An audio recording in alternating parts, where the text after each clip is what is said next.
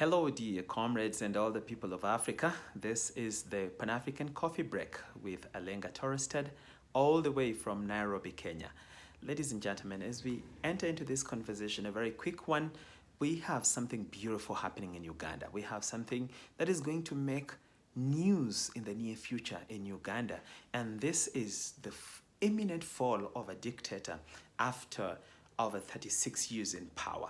Museveni is going down, and is going down because of the recent activities of his nemesis, Bobi Wine, popularly known as Bobi Wine and officially known as Robert Sentamu Kyagulanyi. This young man is sweeping the country like a storm. And I tell you, dear people of Uganda, this is your moment to build back your country from the plunder of the regime of Yoweri Kaguta Museveni. We know that this man has amassed a lot of wealth. He has weapons. He has weaponized the country. He has put his community in charge of the military so that anyone that tries to oppose him is met with brute force. But I will let you know that all these things, when change comes, it blows like a wind and all of them go down in a gush. And this is the moment for Uganda. It's coming, and it's coming real quick. So there's no need for fear. There's no reason for fear. What I would advise you, my people of Uganda, we are watching, even us here in Kenya, are keenly watching the events of Uganda with happiness and expectation that in 2026, a dictator is coming down, and that great country will be reclaimed back by its people. It will fall back to the rule of law, and it will excel as a beautiful country among the League of Nations. Uganda has always been a very, very wonderful country, except for the plunder of this merciless dictator. But his time is running, and it's running real fast.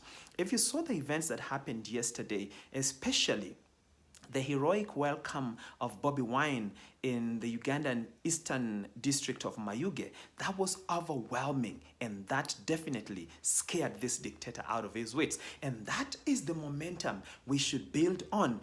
We are cheering you. We are very much behind you, and we trust that this process is going on very well. Remember, Museveni promised us that he came into power by the gun, he can only live by the gun. But we are speaking today as Pan-Africans and saying the people of Uganda can stand up in 2026 and teach Museveni a lesson that it is not always by violence that you get what you want, that by the ballot, by the way of democracy, the people of Uganda can actually give Museveni a red card. The worst thing that should happen to this beautiful country, my dear people of Uganda, is if you allow Museveni's son to succeed after his father. Do you know what that will happen? Uganda will turn into a desperate and failed state. That is not where we want Uganda to be. Uganda is a beautiful country and a good neighbor for the people of Kenya. We do trade with Uganda, and I cannot imagine a time when that country will be taken right into the mouth of the dogs through handing it over into the hands of Kainerugaba Museveni. That cannot happen. And this is the time to speak up, and speak up in the loudest voice ever. And I speak to all the people of Uganda across the globe. I know some of you are in Europe, some of you are in the US, some of you are in the UK, some of you are all over the place, including even here in Nairobi.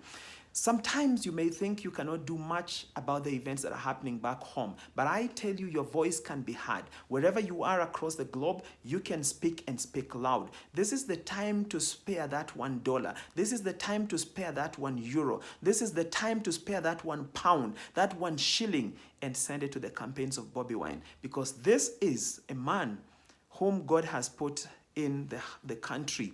And if we midwife this process clearly, this man is going to change the country, and is going to tremendously move Uganda from where it is, from this wanton dictatorship, to a country that is respected across the globe. We have faith in Bobi Wine, and we watch from a distance. It's just that we want to be part of this conversation so that we encourage you, the people of Uganda, that it is possible. It doesn't matter how many years the dictator has stood there. It doesn't matter how many guns he holds. There is a silent and peaceful way of telling a dictator it's time. In 2002, this country, my country, Kenya, had a transitional election where we were walking away from the 24 years of Moi's regime of plunder, corruption, and murders. And it looked very difficult at first, but we spoke and we told each other that it can be done. And 2002 remains in the books of history as the most peaceful election where people said no to dictatorship.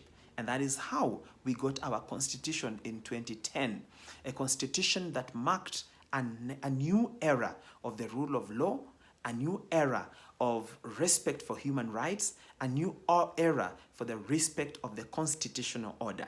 And that is possible for Uganda. Look at how the systems have failed. Look at how the judiciary has failed in Uganda. Look at how the parliament has failed, because this dictator has held his hands onto every instrument that Ugandans could have used to speak through. Right now, it is not profitable anymore to walk into the courts of Uganda and litigate. We have seen videos of even lawyers, honorable lawyers, being dragged on the streets. We have seen videos where MPs are beaten up, and there is no respect for anyone because the dictator believes he owns the country like his birthright. It is time for Ugandans to tell Museveni, it's over.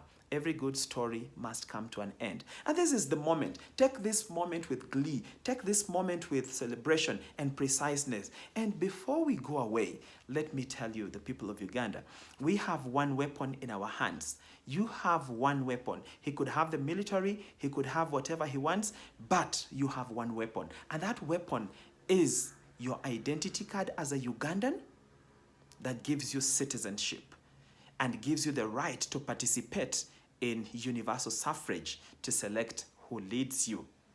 And then number two, your voter's card. That is those are the two weapons that you have to fight this tyrant. We cannot go to him by power of the military. We cannot go to him by power of, machetes and all that and fighting one another. Never again.